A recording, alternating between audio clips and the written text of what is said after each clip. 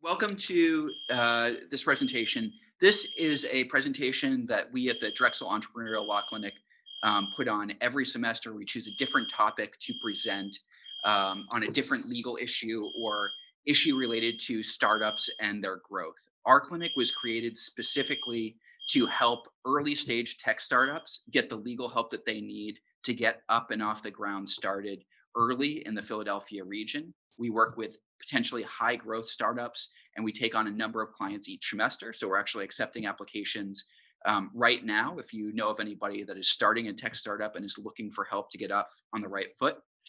This semester, given that it has been an ongoing topic in the news and also in tech startups, which has been building really for a long time now, our topic is forging forward, building a diverse foundation for your tech startup. And with that, I'm going to hand it off to Fred Poindexter, who's going to do the first section and an overview of the presentation. So Fred, take it away. All right. Thanks, Eamon.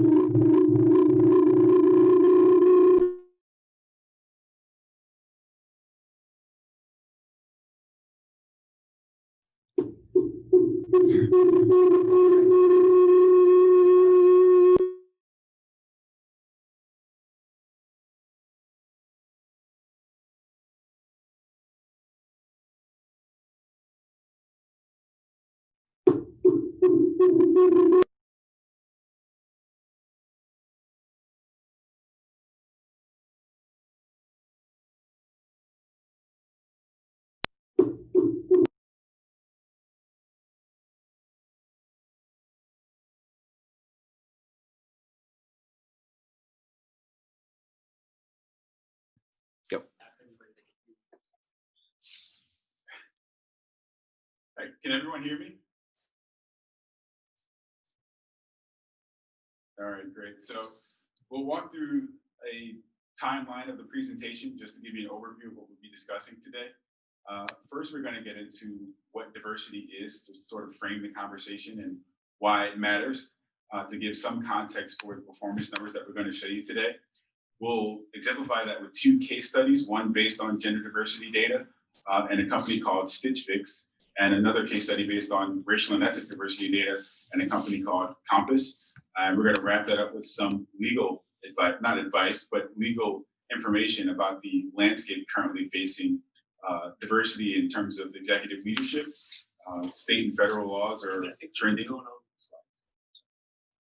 And there are certain consequences for failure to comply, which we'll cover. And at the end of the presentation, there will be sort of highlighting some companies that are doing work now in the private sector to really push forward some of the policy initiatives that we'll be reviewing today.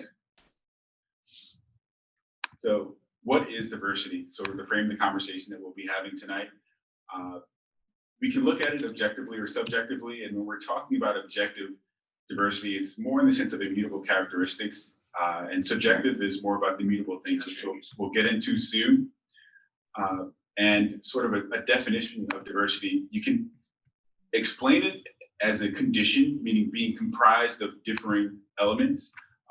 So we're talking about companies in some instances that have policies that are really a part of the culture.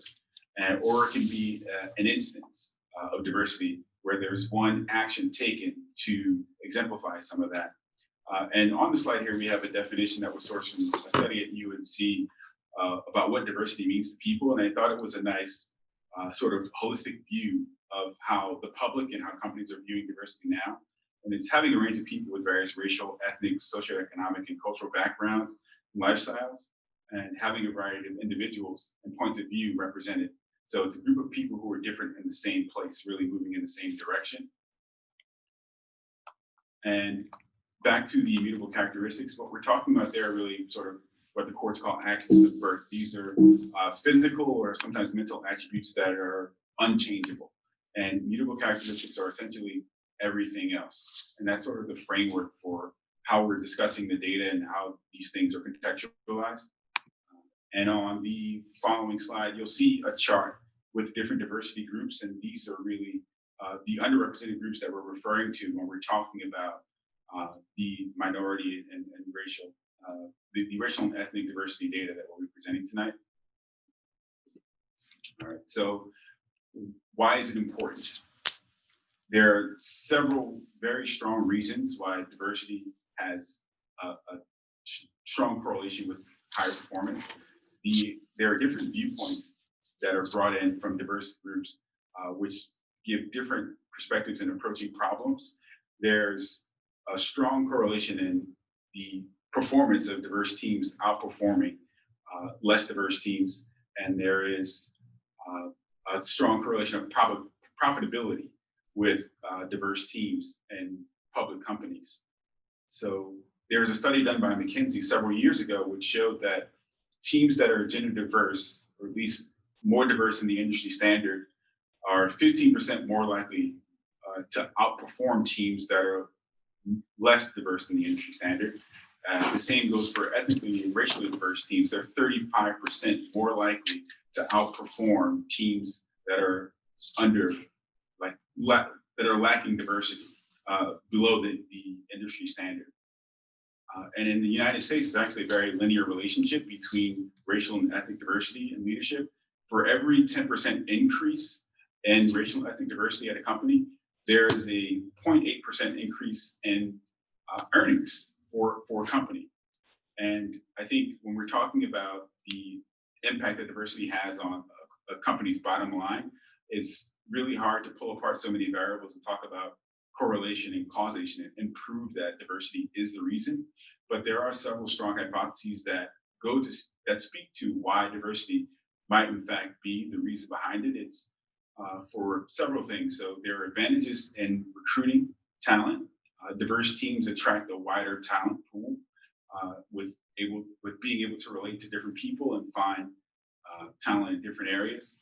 There's a stronger customer orientation in companies that are diverse because women and minorities have vast majority of the purchasing power in the country. There's increased employee satisfaction because diverse teams or diverse companies are actually, they foster better, more collaborative working environments. There's less conflict, and it actually increases loyalty. And there's improved decision-making because, as we talked about before, the difference in viewpoints leads to different approaches to tackling problems. And sort of the outward-facing view is that there's an enhanced company image, so that public perception boosts a company's bottom line directly or indirectly. And next we'll have Joel talk to you about some of the numbers behind the theory. Yeah, thank you, Fred. So first off, we're going to talk about female founders and female CEOs and board diversity numbers. Starting off there. So our first slide shows you just how limited the opportunities really are to just receive funding for female founded and women founded companies. Even when they have a male counterpart, that number is still very small. Even as late as last year, given there's been some change over time and a push in this kind of diversity direction, they're still only receiving 3% of the venture dollars last year. So those numbers are obviously very low. With the funding not being there, that's very hard for startup companies, especially to kind of get off the ground. With venture funding being so important to so many startups. But as you can see, what they're actually doing with less is more than their male-founded counterparts. So diverse, like female founders and female-founded startups are doing 2.5 times more than male startups, but they're only receiving a significant portion less than what their male counterparts are receiving. So they're doing more with less, given the opportunities that they're given, and this has been a trend that's been continuing over a long period of time. This 2.5 times more, and that's per funding dollar. So even though they're receiving $1 million less, on average, they're generating 2.5 times more than they would be, or than their male counterparts are. Our next slide shows you the correlation kind of between how the makeup of a corporate board is going to change the growth of a company, and obviously give more opportunities for women to rise the ranks and to receive promotions and get up to that C-suite type of level, and promote women at lower levels. And also one of the other advantages of that is women in positions that are qualified, maybe reluctant to apply to an all-male dominated company, even though they might be more than qualified, and could be contributing to those statistics that are important to lots of companies, like profitability. by just having more women in charge. So by having women in power, they're empowering other women to apply for those positions.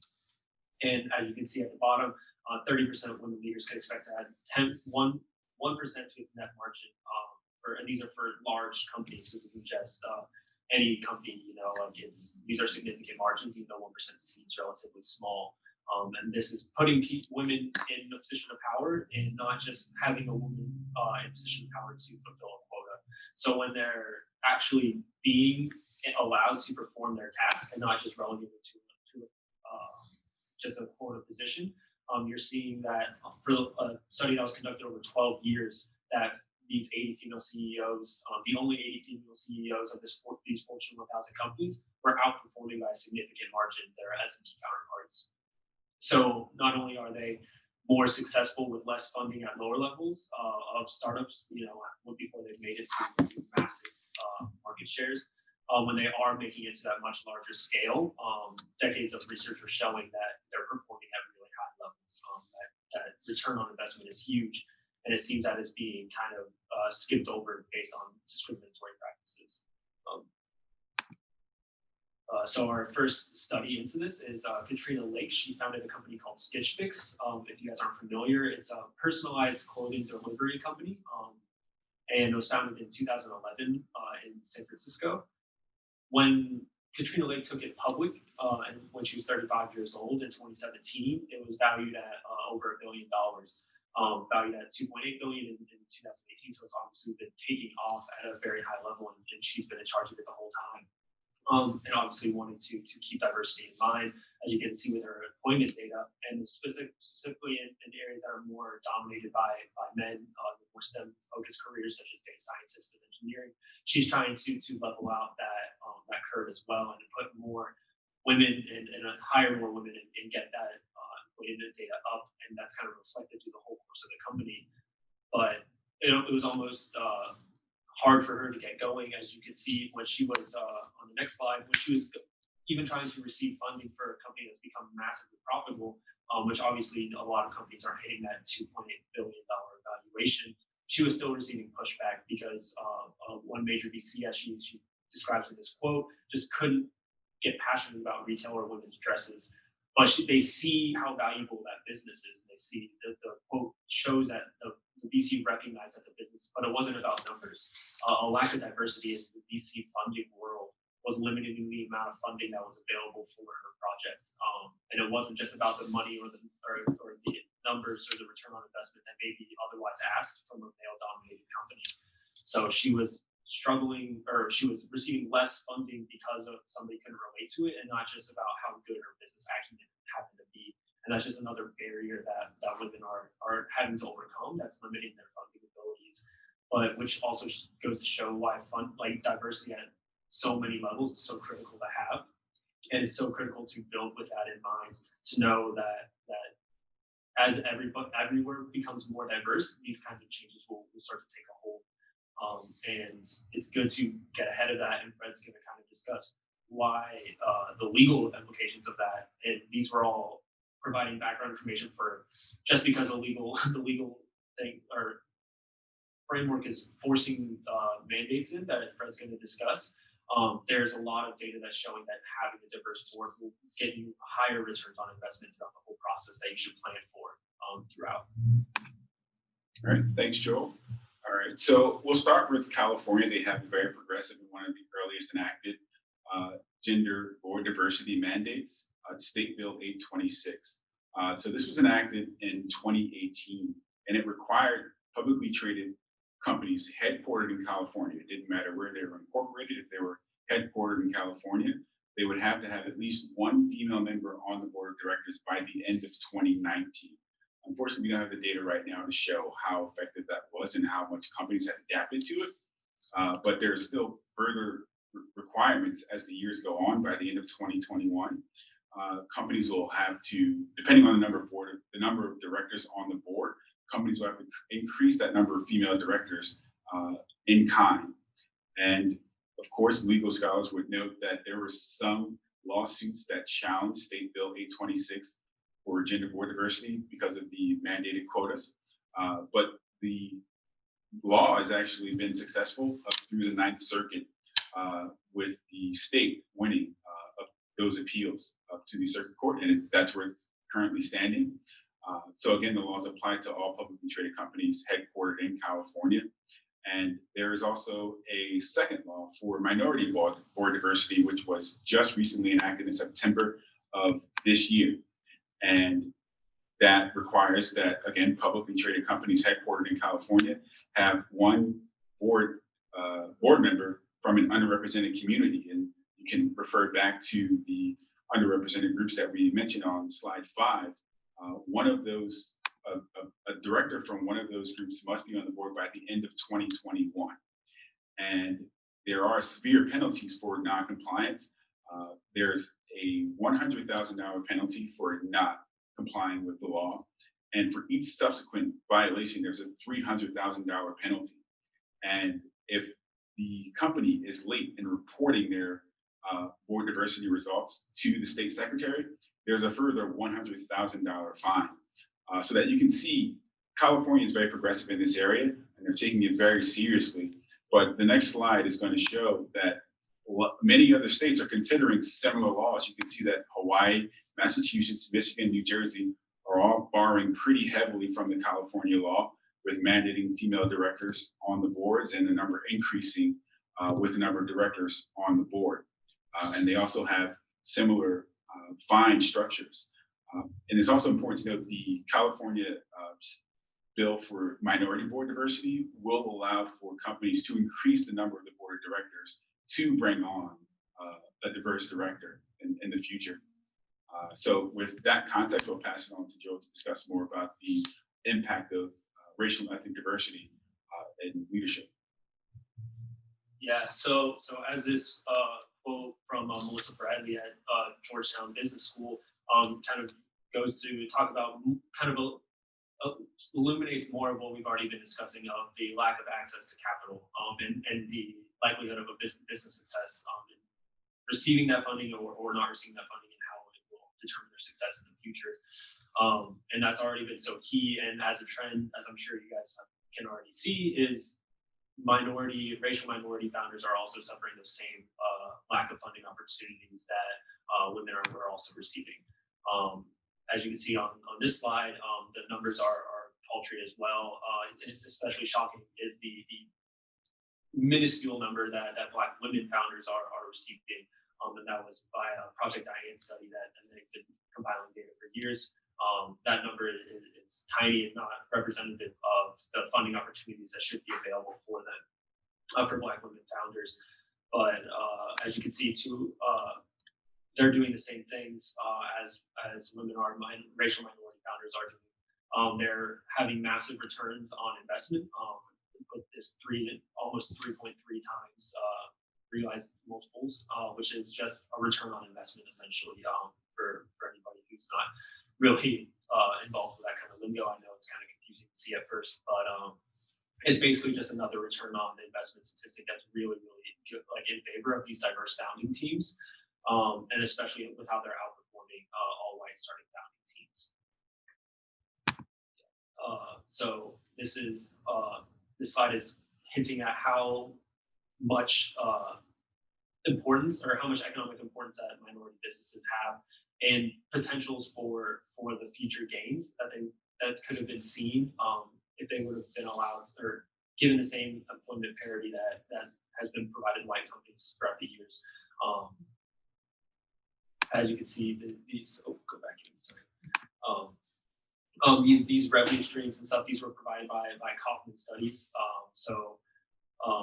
These numbers aren't just pulled out of thin air. They're compiled with like years of data and looking at reviewing business data that shows charting the growth of these businesses and what they could potentially been had these kind of discriminatory practices not been in place the whole time.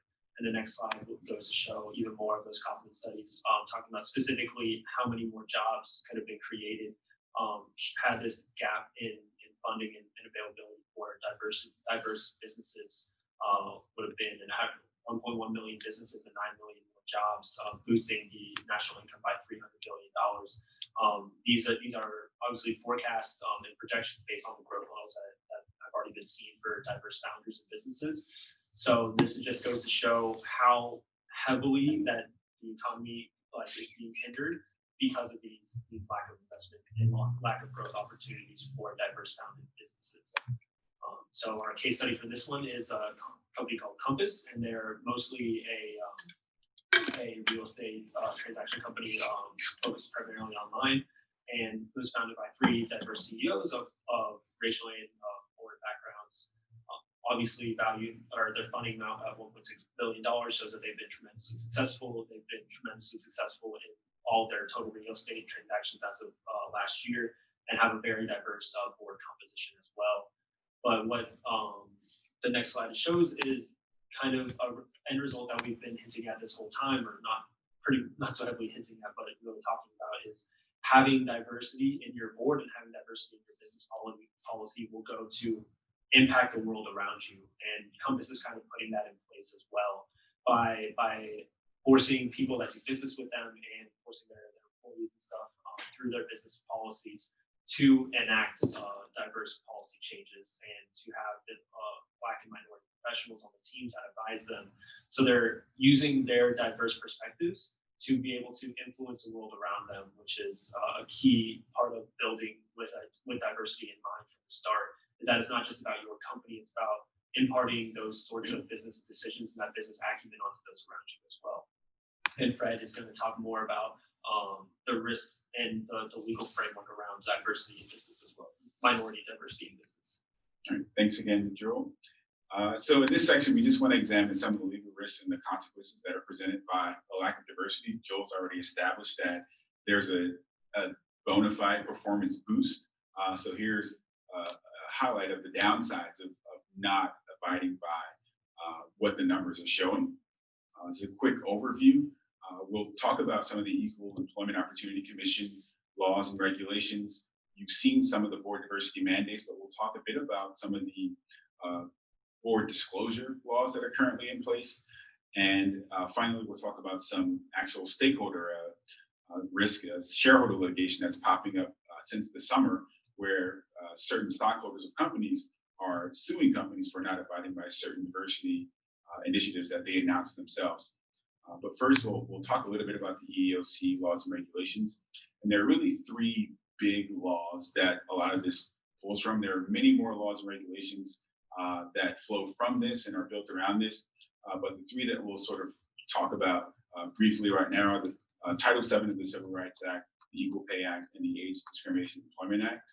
So Title VII of the Civil Rights Act makes it illegal to discriminate against someone on the basis of race, color, religion, national origin, or sex.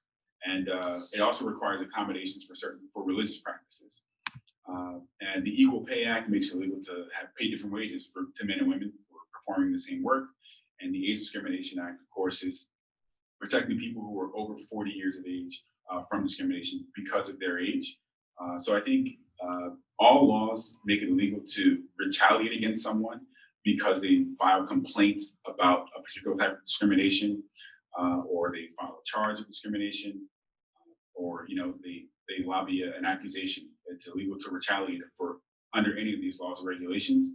And we'll talk about some of the prohibited practices. And when we're talking about that, it's really built around those protected characteristics that we mentioned: race, color, religion, sex, and that includes gender identity, sexual orientation, and pregnancy, and national origin, age, of course, disability.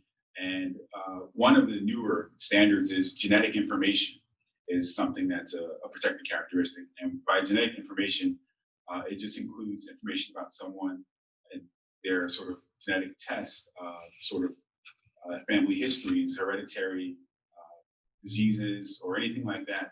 It's now illegal to discriminate based on those things for employers. So to talk about some of the prohibited practices quickly, and I think it's important because this is one of the more practical ways that this sort of shows up and reflects for entrepreneurs and leadership. So it's illegal to show preference in job advertisements for some of those protected characteristics. So it's interesting that if you post a job ad and you say recent college graduates wanted, that could be discriminatory because it could exclude men and people over the age of 40 from applying. Recruitment, illegal to recruit new employees based on the protected characteristics. So if you sort of, let's say, rely on only word of mouth by your employees to hire new people, but you only hire one kind of person, it's showing a preference and it's discriminatory, possibly. Application hiring, illegal to discriminate a job applicant based on one of the protected characteristics. Job referrals, even illegal to take into account a person's protected characteristics when you're making decisions about referrals. Assignments and promotions, and it's illegal to make decisions about that based on protected characteristics.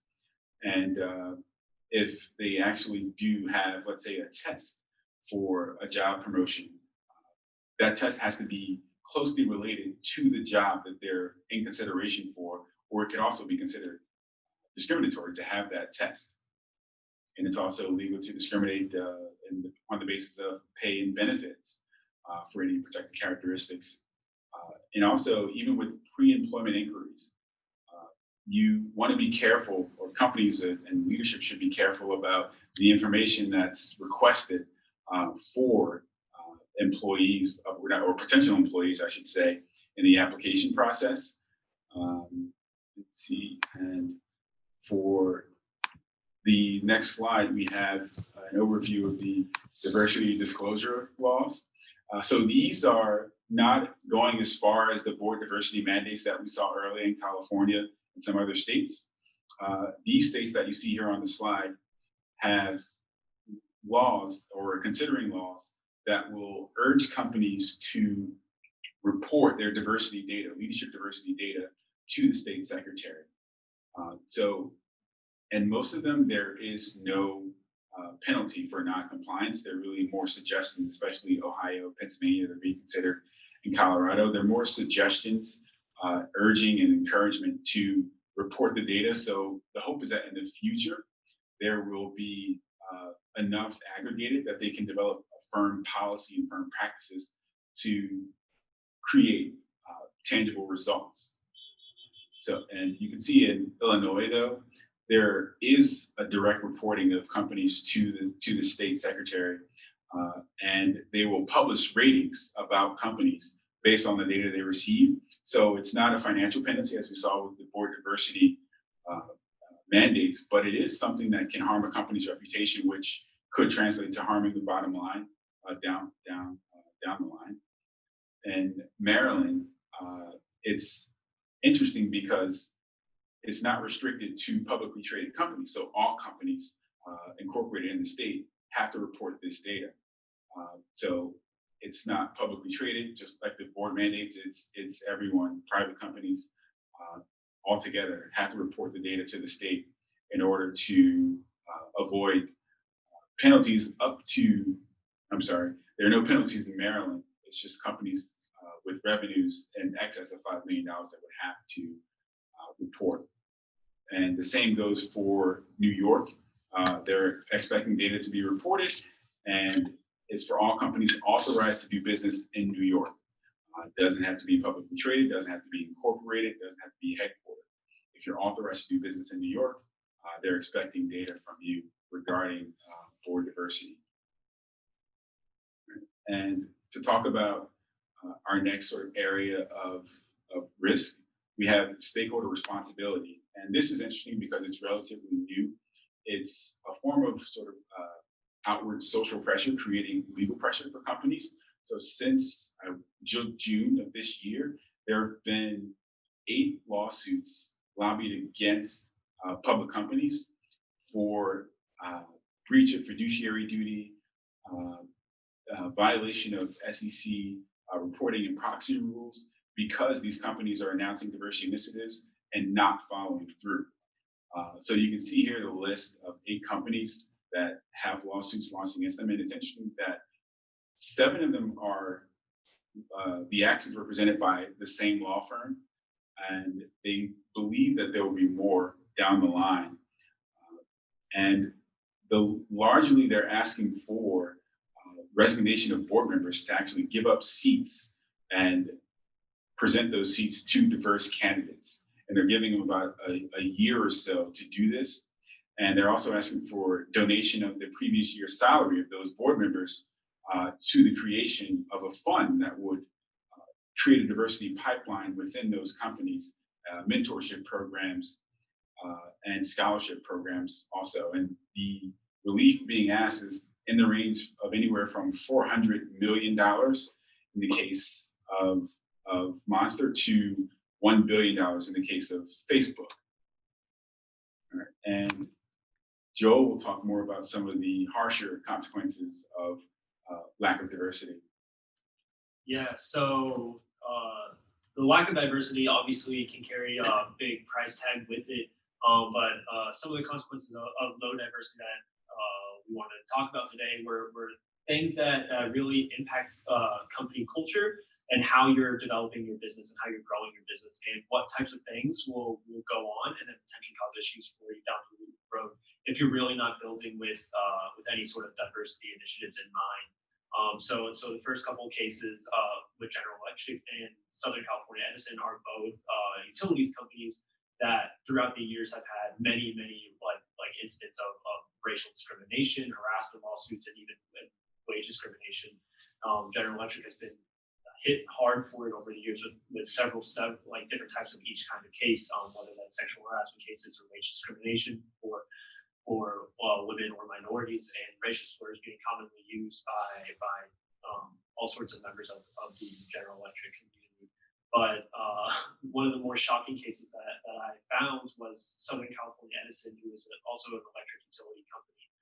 They've actually been getting sued for racial discrimination issues dating back to 1974. They had a class action suit filed against them in 1974 as well as in 1994. And they, as part of settlements for those cases, came up with basically an honor plea that they were going to abide by the laws that run the land, that run the nation. And then again in 2010, they got hit with a third class action lawsuit alleging all of the same things that have been going on since 1974, because Southern California Edison have never made any changes or decided to make any changes against their initiative. And so obviously, being in California, as Fred has kind of discussed, they're now entering a state with much harsher penalties and laws regulating their corporate board structure. So hopefully these issues that have been dating back for decades and decades can start to be remedied and resolved, because as you can see, companies that just suffered from this for so long have not shown significant reluctance to change if they've settled or lost 3 class action lawsuits and have not actively decided to incorporate their own policies.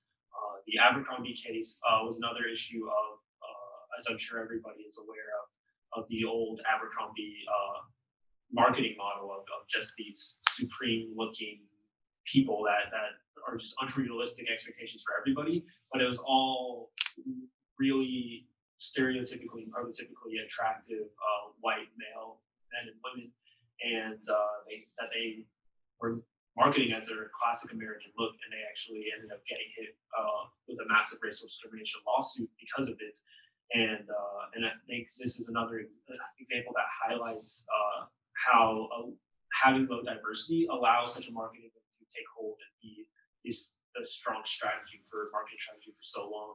When if they would have been building from the start with something else in mind, it could have potentially marketed and done better to target all kinds of different audiences that would have allowed for more racial and people of color as well as women to take hold at higher levels of the company to avoid a $50 million settlement like they had to do with this, as well as Nike's been under the same fire for not paying women equal salaries and equal pay for years.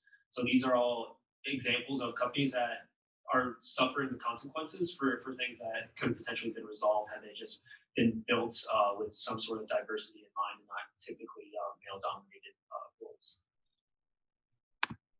So example on the other side of this, a company that we want to highlight that shows that positive strides are being made and not just being made by forcibly having like lawsuits brought against you, is Eli Lilly.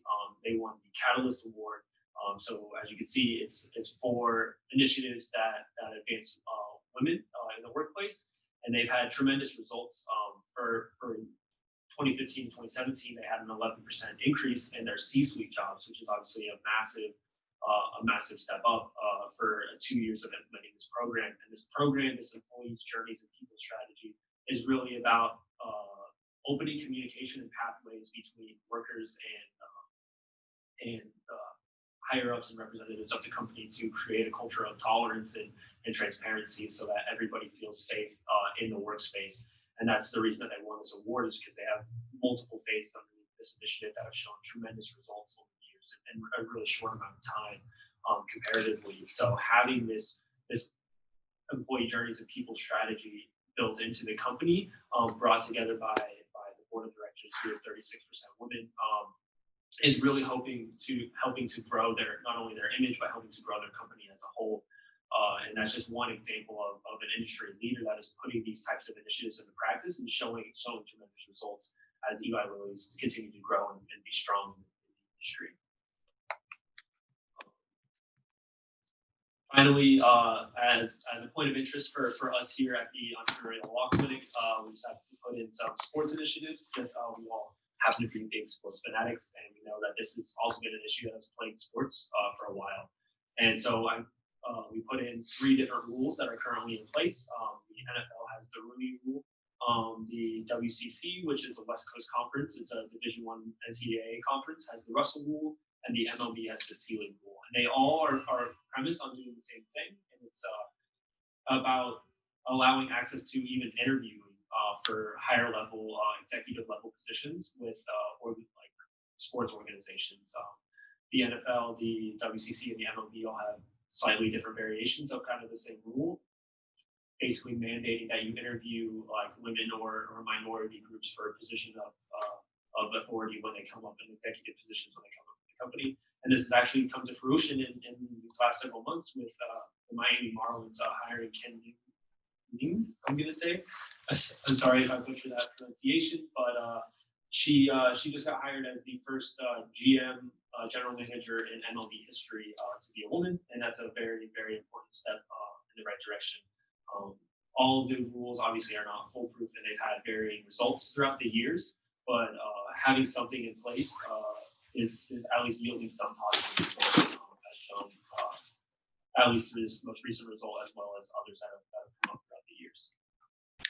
That's great. And so quickly wrapping up, you have companies, the returns are better with diverse founders and diverse teams, from the top at the board level all the way down through the organization. If you don't build diversity from the start, you risk running the result of litigation and large fines on the back end, an increasing movement to mandate diversity from the board level all the way down through hiring. And this is something that is staying on top of the news. Just this week, NASDAQ proposed a new rule that would govern all companies listing as publicly traded companies on the NASDAQ. So expect to see this trend continue. Expect it to become more inclusive and push more in the direction of inclusivity. And these things are coming up all the time, again, including this week for NASDAQ. And so with that, we'll pause and open up the floor for any questions that you may have. Thank you.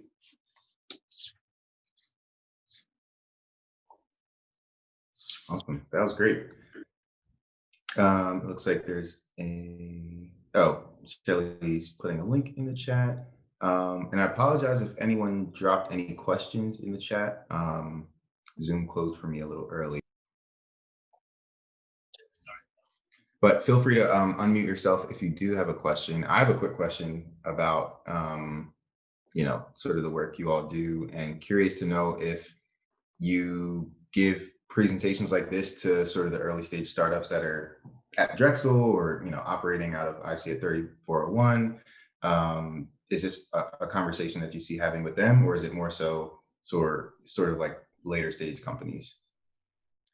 Yeah, so I think this applies at every single level, right? It doesn't matter what type of company you have, what size company you have. You need to be thinking about these things inclusively and holistically. And so Fred, you want to talk quickly about Accenture? Sure. So we see Accenture as one of the great examples of sort of building and sort of building that diverse foundation at the leadership level. So their CEO is Julie Sweet, and she was formerly in-house counsel, sort of promoted through. And she's really built a culture where people are rewarded for their work. So women account for 42% of the workforce, and that's up 6% from 2016. She also has further goals for increasing the gender balance of the workforce over the next 5 years. And there's also a very interesting diverse supplier development program. And that program, just 1 second, what it does is over 12 to 18 months, it matches a senior executive member with a mentee, which would be a diverse supplier, smaller companies, and they actually are very invested in helping them grow over that 12 to 18 month time span. And that's the goal of the program, is really to sort of reach back and give back and help other companies reach their potential. And that's something that Accenture has been very sort of on the forefront of over the last 5 to 10 years. So again, I mean, companies at all shapes and sizes, all industries are moving in this direction. It's something that you really need to think about from the start. Gary, obviously, through our interactions and through your membership at IC at 3401 and through Venture Café. I mean, this is something that is embedded at every level with certainly the things that I'm involved with. Including, this goes down to how you write a job description, right? If you write a job description looking for rock stars, there are certain types of people that are going to apply to that. If you write a different job description looking for people to join a community or join a team and collaborate, that's going to generate a different type of resume and different types of applicants. And so this filters from the top of the company to the bottom of the company, from the earliest stages of the company to some of the biggest companies in the world. Awesome. Thank you. Can you make your PowerPoint available to everybody? Yes, it will be available through our website, and that's posted in the chat here. I'll post it again just to make sure that everybody has it. It's drexel.edu/law/ELC. Give us a little bit of time to get that up and running. But if you have any questions or you can't find it, you can always send me an email, and I've posted my Drexel email in the chat as well. Okay, thank you. Yep. And we are actually accepting applications now for next semester. So if you're working on an early stage startup that is something that you think you'd like to go after, angel investment or venture capital investment, and you haven't yet raised money, we're happy to chat about what it is that you're looking to do and how we might be able to help you next semester.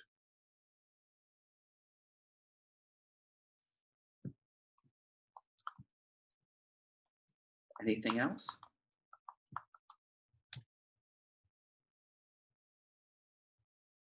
There's nothing else. We're happy to go about our evenings. Really appreciate everybody showing up this evening and the questions that we got. Happy to chat or continue the conversation anytime. So thank you, Gary, Tracy, and Venture Café for hosting. Again, we were part of the very first Venture Café session in Philadelphia ever, and it's always good to show up and engage with the Venture Café audience. Thank you. Yeah, thank you. Hopefully you'll join us on our 100th Venture Café on the 17th. Hope to see you there. Thank you so much for a great presentation. Everyone, please be sure to get those applications in or share this opportunity with others who could benefit.